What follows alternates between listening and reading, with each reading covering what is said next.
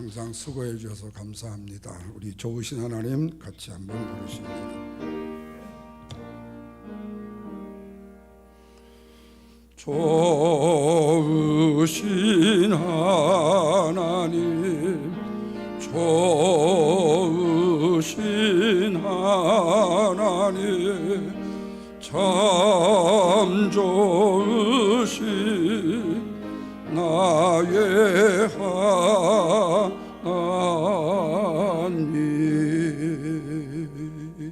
할렐루야, 아멘. 제가 좀 노파심이 있어서 이런 질문을 던지는지 모르겠습니다. 혹시 오늘날 신앙생활하는 우리 그리스도인들 가운데에서 혹시 내가 구원을 받지 못하고 지옥에 가면 어떤가, 이런 의심을 가진 사람들이 있는가 하는 묻고 싶은 말씀이에요. 네, 만약에 경우에 그런 의심이 든다면요, 그 신앙의 성장과 발전에서 상당히 고무적이라고 말할 수 있겠죠. 그런데 이것에 대해서 전혀 한 번도 단 1%도 생각을 안 했다면 조금 너무 자신감이 충만한 것이 문제가 아닌가 생각될 수도 있고, 또 그 믿음의 신앙생활이 지금까지 너무 잘 한다고 스스로 생각하고 있기 때문에도 라고 할 수 있겠죠. 그럼 문제는 만약 1%라도 의심이 온다면 그 확신은 어디서 가질 수 있어야 되는가?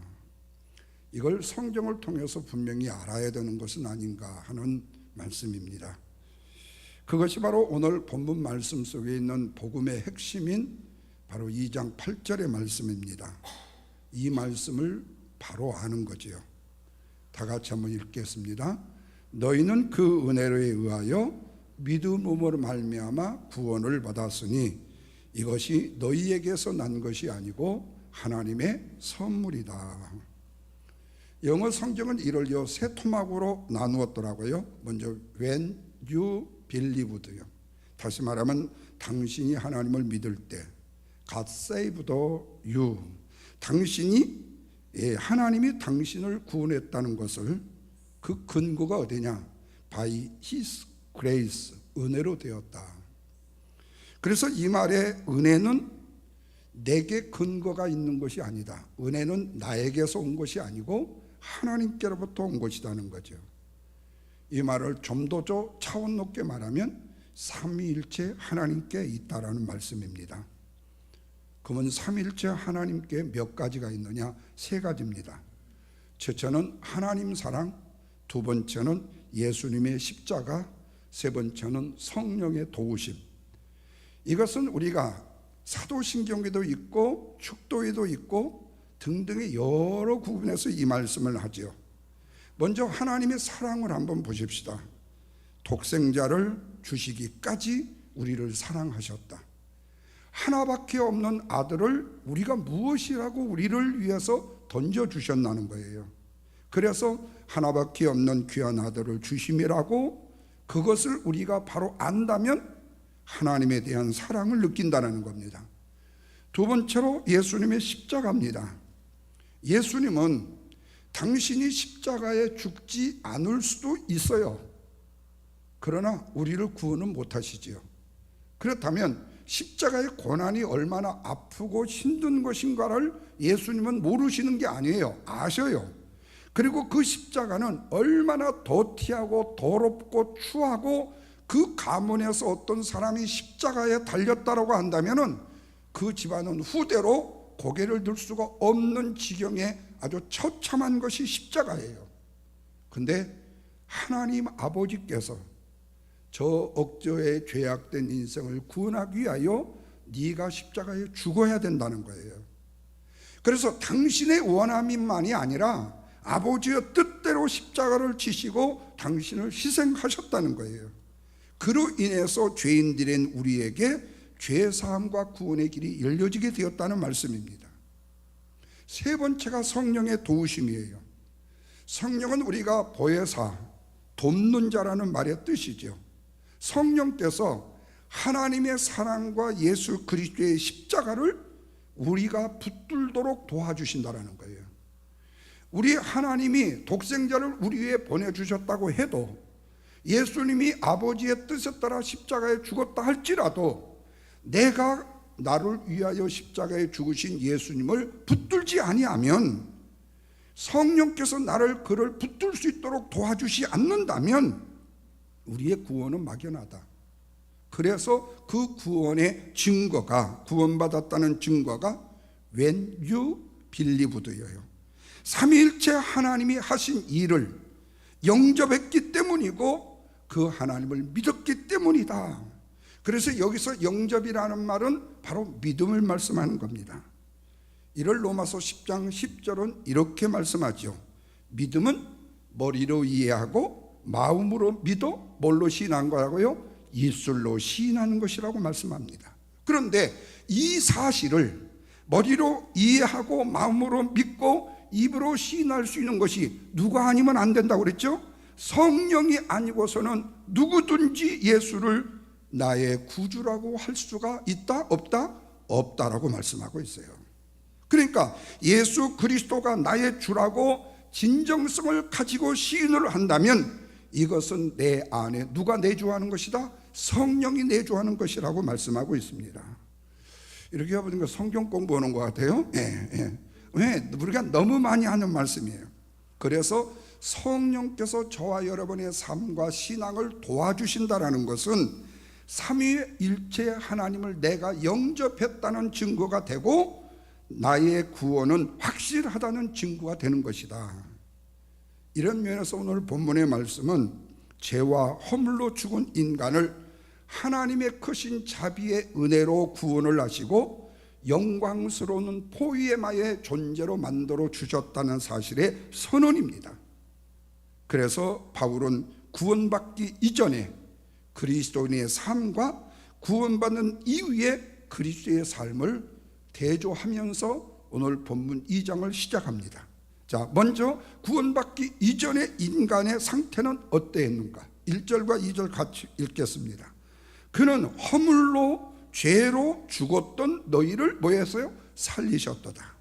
그때의 너희는 누구는? 나는 이 세상의 풍조를 따르고 공중의 권세 잡은 자를 따랐으니 곧 지금 불순종의 아들들 가운데 역사하는 영이었다. 이 말은 뭐죠? 사탄의 존재의 자녀였다라는 뜻이에요. 그러니까 바울이 지금 이 말씀을 에베소 교인들에게 너희들이 영적으로 죽어 있을 때, 영적으로 너희들이 거듭나지 못했을 때에는 너는 뭐였었다는 거예요? 완전히 죽은 상태였다는 거예요. 그리고 그 죽음은 그들의 허물과 죄로 기인했다고 밝힙니다. 그러면 여기에 허물은 뭐냐? 본래 정해진 경계선을 넘거나 바른 길을 벗어난 것을 바로 허물이라고 말합니다. 그러니까 본래 이 길로 가야 돼요. 이게 철도 내일로 가야 돼요. 비행기 이 노선으로 가야 돼요. 배의 항로로 가야 돼요. 근데 경계선을 넘어서 가지고 다른 길로 가버려요. 북한에 미국인을 몰고 한 분이요, 이용평 소령이라는 분이요, 남쪽으로 기술을 돌려가지고 미국이가 서울 항구에 나타난 거예요. 그때 민방군 훈련 때문에 우리가 지하실에 숨고 아주 대한민국이 발딱 뒤집어졌어요. 본래 정해진 경계선을 넘거나 바른 길에서 벗어난 거. 그런데 북한에서는 그 이용평은 뭐죠? 허물이 있는 사람이에요. 근데 대한민국에서는 뭐가 됐죠? 영웅이 되어버렸습니다. 그래서 최초로 이 미국이가 우리 대한민국에서 해체를 해가지고 이 북한의 공군력을 알 수 있는 기회가 됐다는 거예요.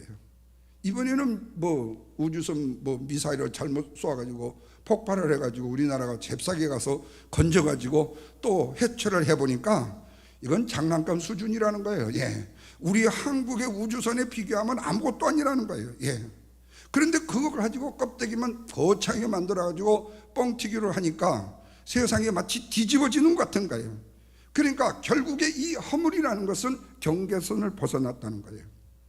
사람이 어떤 잘못을 하거나 실패를 해가지고 하나님의 뜻과 범위를 벗어나는 것을 바로 허물이라고 말합니다. 그러면 죄라는 것은 뭐냐? 표적을 빗나가거나 표준에 미치지 못하는, 뭐라고 그랬죠? 하말타라고 그랬죠. 하말타. 고의적으로 화살을 당겨서 표적을 빗나가게 하는 거예요. 못 미치게 만드는 거예요. 이것은 고의적으로 하나님의 뜻과 법에 어긋나게 행하는 잘못된 일을 행하는 거예요. 미스테이크라는 실수가 아니에요.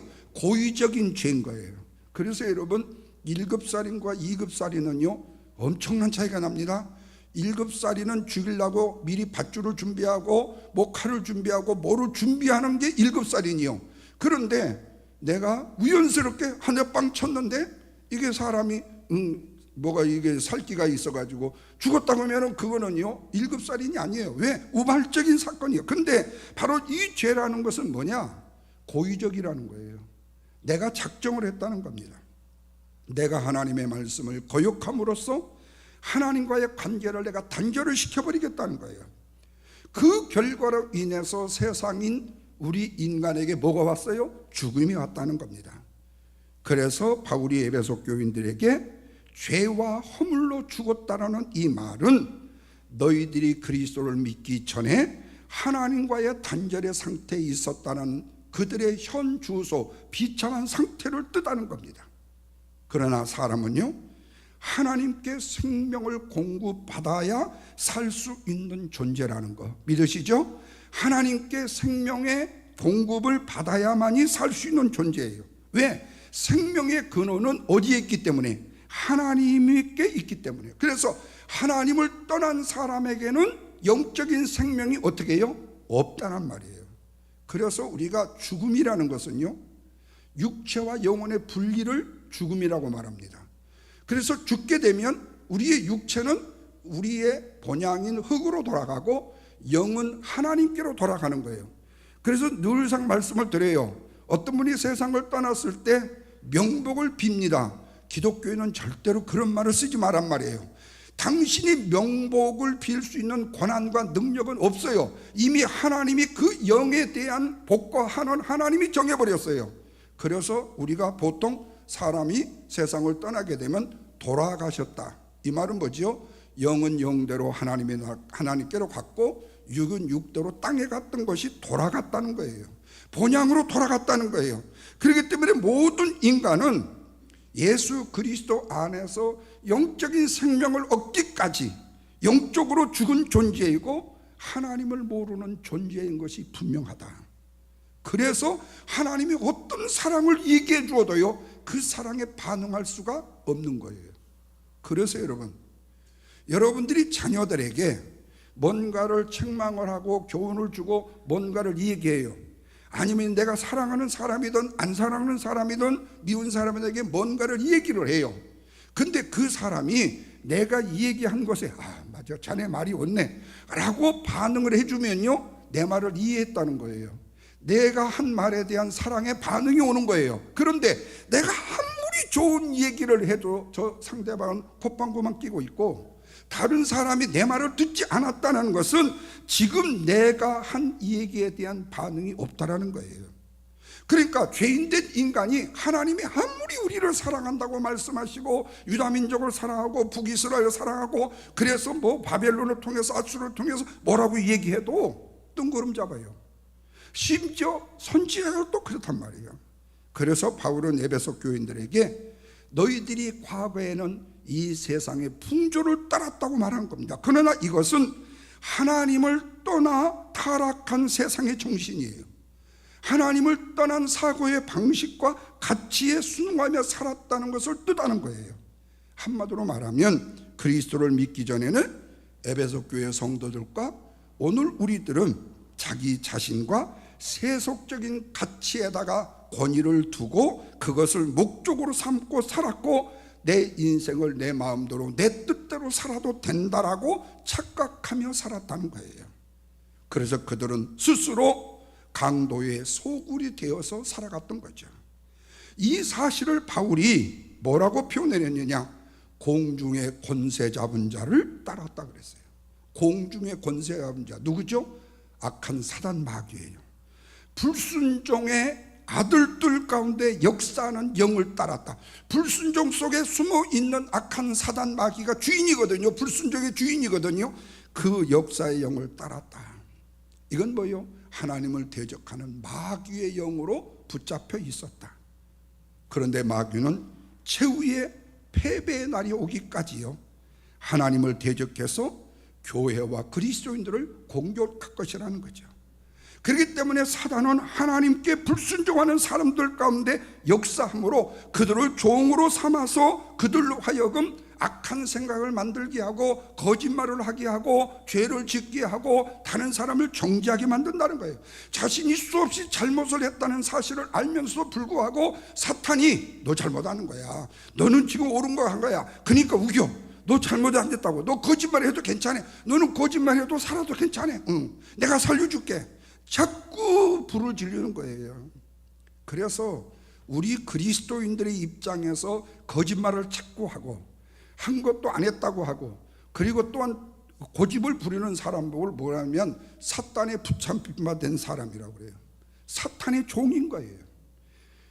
정치인들이 다 사탄의 종들이 된 사람들이에요. 돈, 죄송해요, 쳐받아 잡수고도 안 쳐져 잡섰다고 수없이 얘기를 하잖아요. 나중에 뒤집어 보면 다 쳐 잡섰어. 예. 그러니 생각해 보세요. 정치인들이 바른 양심을 가지고 삽니까? 다는 아니에요. 물론 그 중에 있을 수는 있겠죠. 예.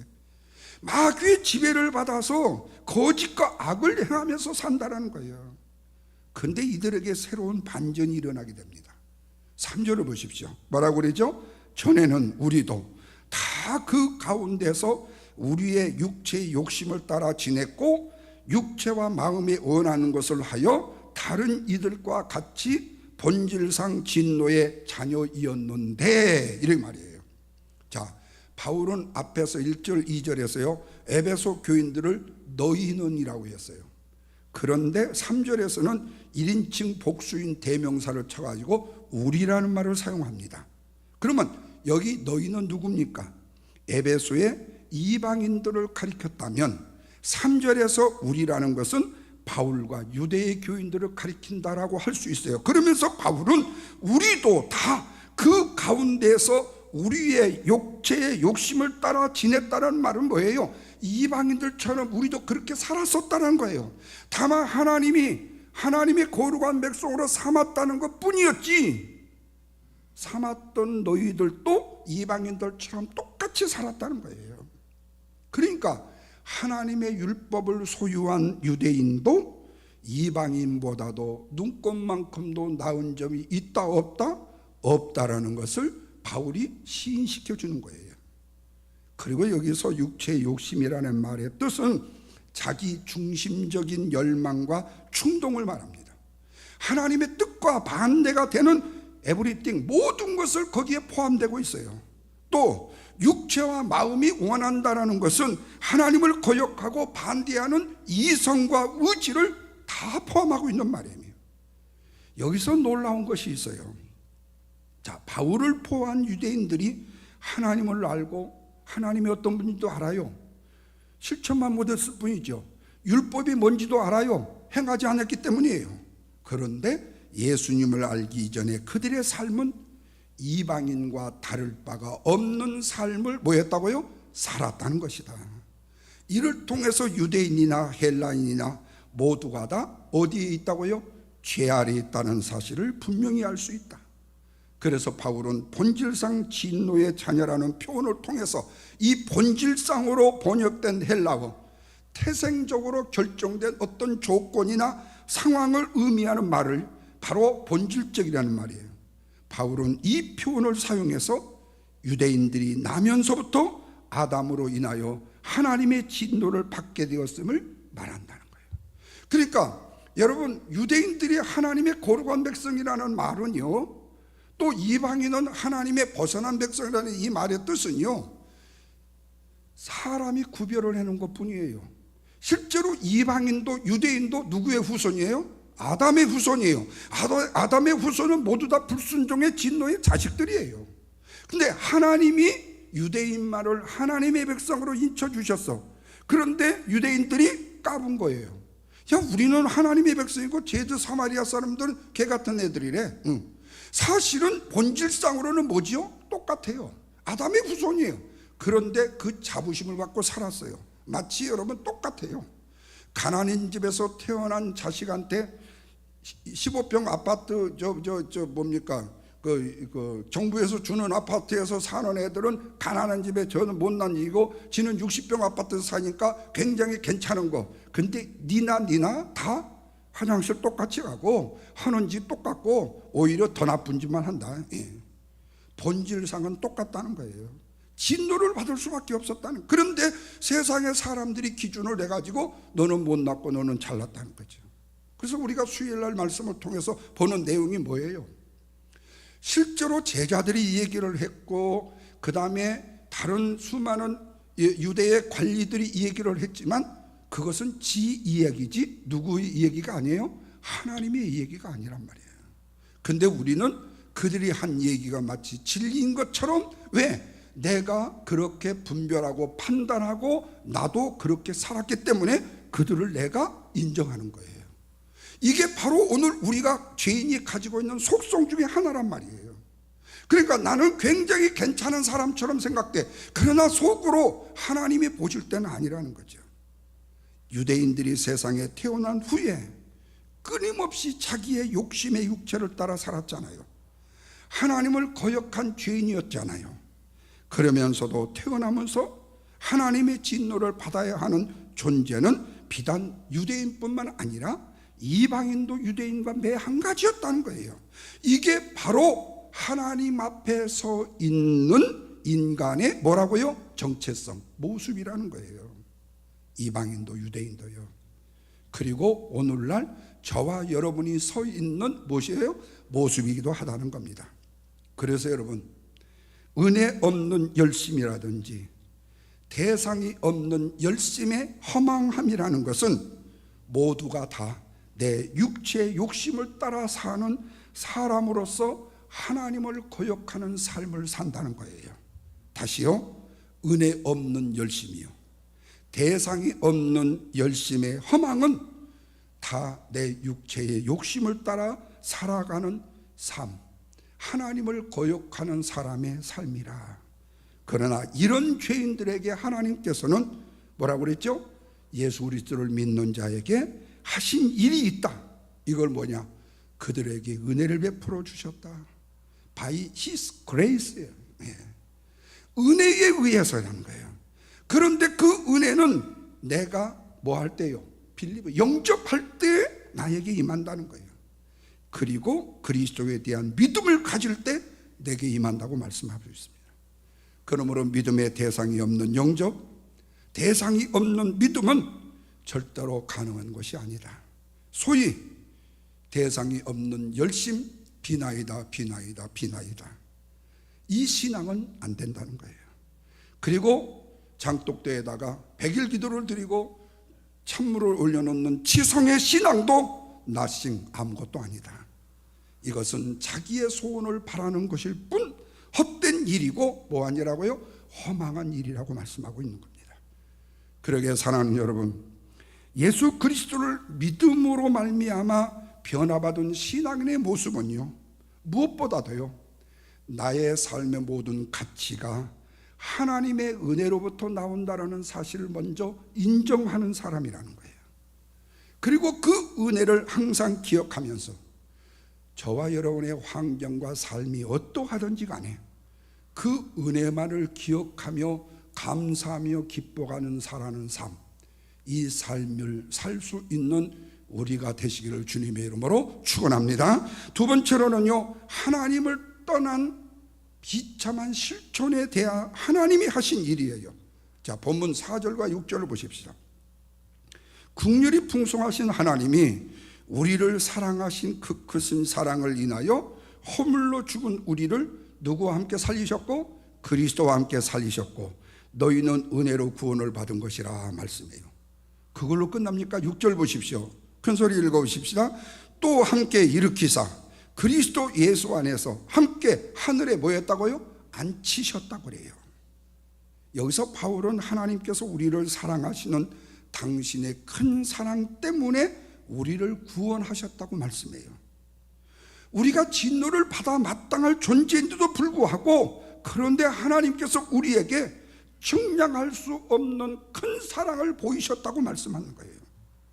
죄로 인하여 완전히 구원에 실패함으로 지옥에 떨어질 수밖에 없어서 마치 우리의 인생이 끝난 것처럼 보이는 우리의 인생에 하나님이 직접적으로 개입을 하셔가지고 미처 내가 생각지도 못하고 내가 기대하지도 않았던 놀라운 삶을 우리의 삶 앞에 뭐해 놓으셨다? 펼쳐 놓으셨다는 말씀이에요.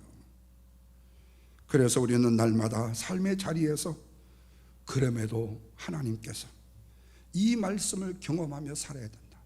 죄인임에도 불구하고 하나님께서 죄악된 삶을 살았음에도 하나님께서, 그러면서 하나님께서 우리에게 하신 일을 세 개의 동사로 표현을 했죠.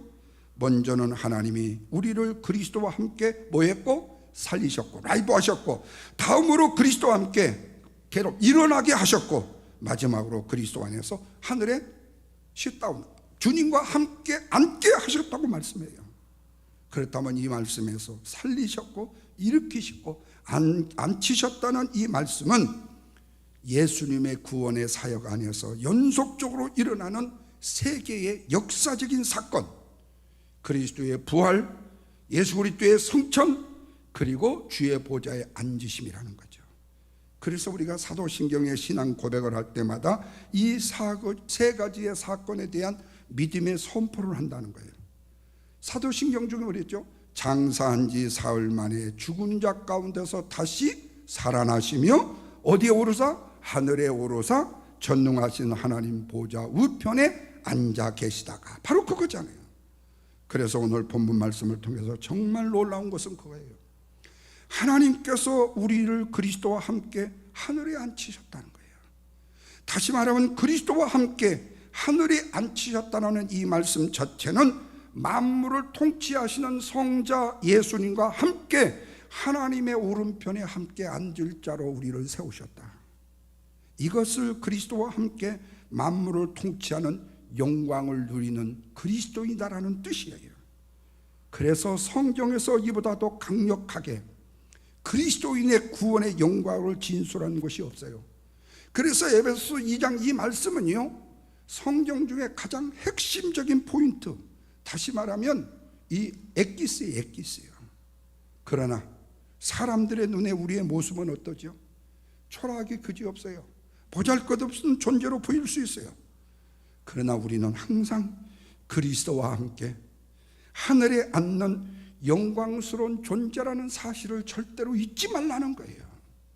근데 정말로 놀랍고 감사한 것은 우리를 그리스도와 함께 하늘에 앉게 하신 분이 다름이 아니라 우주 만물을 지으시고 창조하신 누구라는 거예요? 창조주 하나님이시라는 거예요.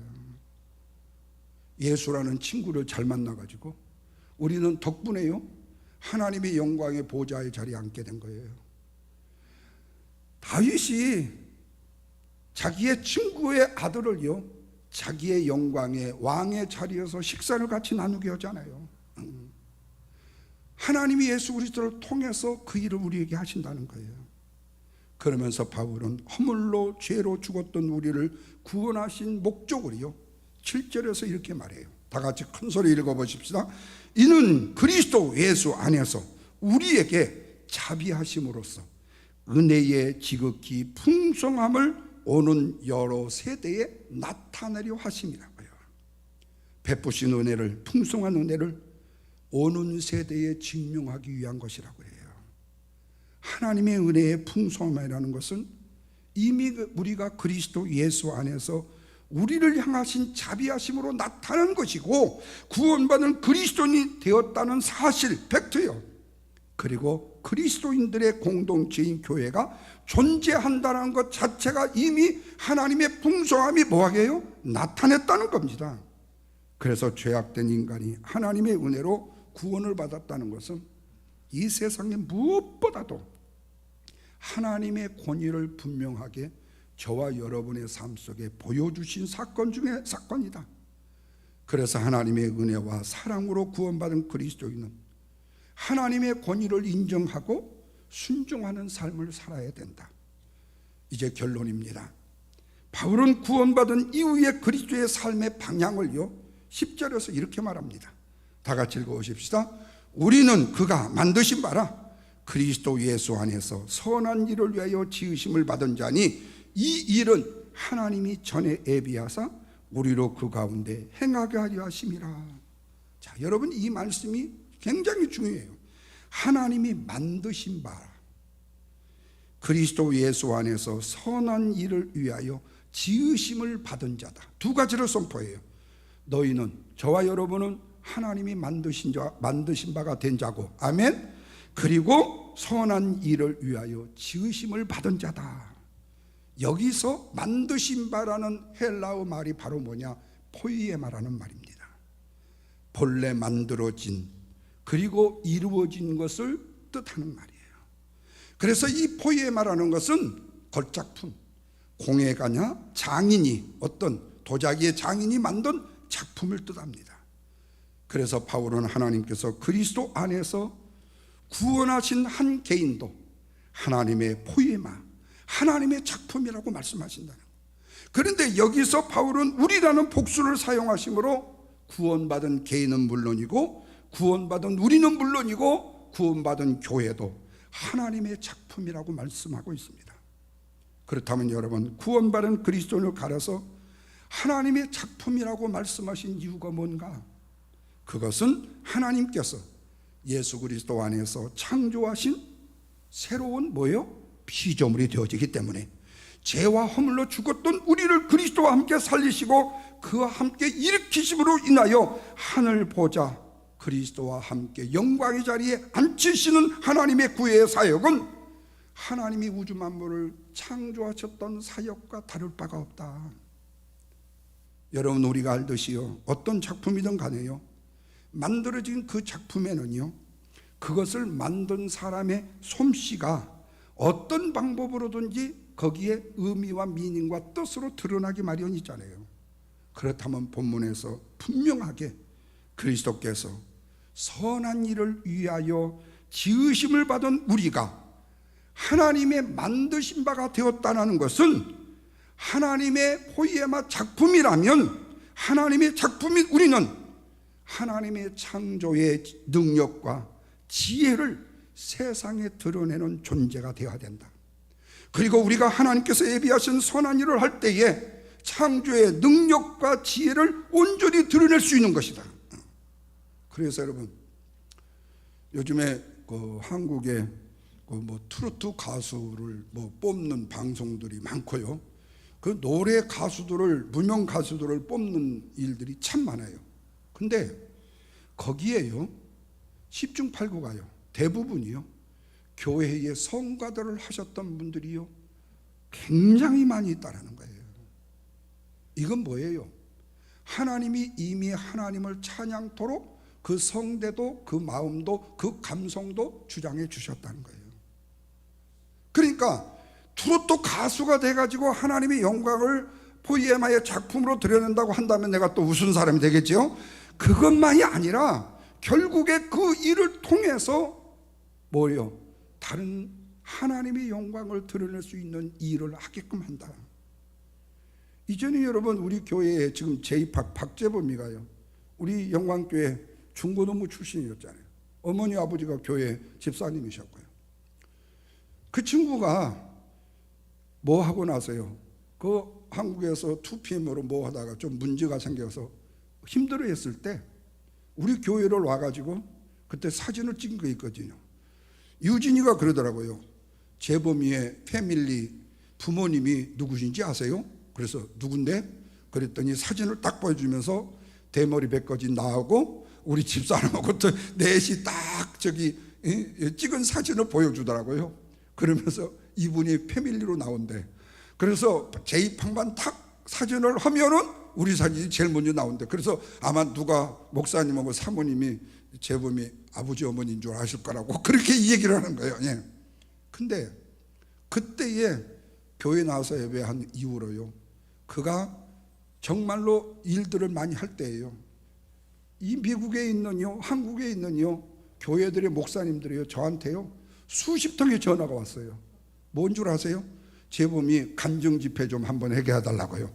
예, 간증 좀 하게 해달라고요. 예, 거짓말 아니에요. 예, 진짜로 우리 월링포도가 아니라 어디요 비컨일이 있을 때요 매 주마다요 팬들이 10명 이상씩은 교회에 오고요 MBC, KBS, 썬데이 서울 뭐 아주 기자들이요 진을 친 적이 있었어요. 여러분 실제로 세상적인 유명한 사람들의 인기가 많아요. 그런데 하나님이 우리를 하나님의 작품인 포에마로 지으셔서 우리를 통해서 선한 일을 드러내신다고 한다면, 그 선한 일을 행하며 살 수 있도록 한다면 그리스도께서 우리를 하나님의 포에마, 하나님께서 우리를 포에마로 만드신 하나님의 목적과 뜻을 우리는 그리스도로 증거하는 것이 아니냐. 그런데 우리가 이렇게 신실한 하나님의 포에마인데도 불구하고 저와 여러분이 영광스러운 존재라는 사실을 잃어버리며 살 때가 많다는 거예요. 왜? 너무나도 복잡하고 힘든 세상살이에 치여 살다 보니까 나 같은 사람은 무슨 놈의 하나님의 작품인 포에마야, 이 점조차도 기억을 하지 못할 때가 많다는 거예요. 그래서 여러분 세상에서 무기력하게 세상의 권위를 쫓다가 이리저리 끌려다니는 사람도 있지만, 그러나 우리가 꼭 기억해야 될 것은 우리는 하나님의 은혜로 하늘의 영광스러운 존재라는 사실을 늘 잊지 말자. 아멘. 뿐만 아니라 저와 여러분은 하나님의 선한 일을 위해서 지음받은 하나님의 포에마라는 사실도 잊지 말자. 주님이 세우신 우리 주님의 영광교회도 우리 하나님이 만드신 포에마의 아름다운 교회라는 사실도 잊지 말자.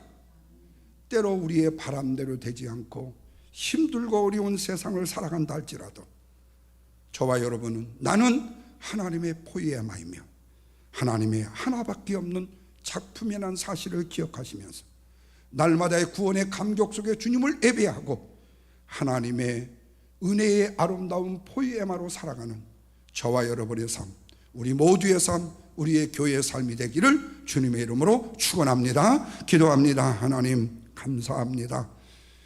오늘 이 시간도 하나님이 우리에게 선포해 주신 말씀은 사도 바울을 통해서 우리에게 증명시켜 준 일입니다.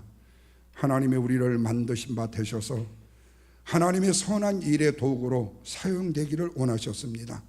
그러기에 우리는 연약하고 보잘것없고 부족함이 있다 할지라도 하나님은 우리를 하나님의 걸작품으로 세우셔서 하나님의 선한 일을 증거하라고 말씀하고 있습니다. 나를 통하여 하나님의 어떤 영향력 있는 일을 행하게 하실지 우리는 알 수 없습니다. 너무나도 부족하고 연약하기 그지없기 때문입니다. 그러나 하나님의 어떤 상황, 어떤 환경에서 그 놀라운 일을